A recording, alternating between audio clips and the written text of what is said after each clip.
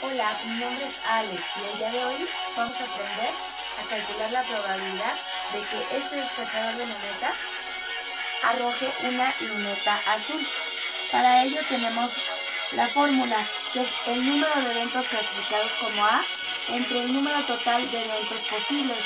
Contamos con 3 lunetas cafés, 3 lunetas verdes, 6 lunetas amarillas, 7 lunetas rojas, 16 lunetas anaranjadas y 20 lunetas azules. Eso nos da un total de 55 lunetas. Ahora nosotros vamos a calcular la probabilidad de que el despachador arroje una luneta azul. Para ello tenemos que poner el total de lunetas azules, que son 20, entre nuestro total de lunetas, que son 55.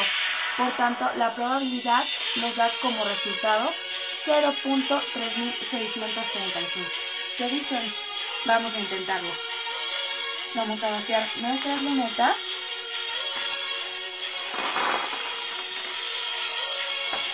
Para que podamos verificar si este despachador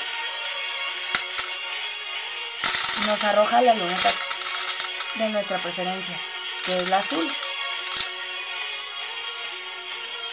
Nos faltó una. Listo. Lo cerramos. ¿Qué dicen?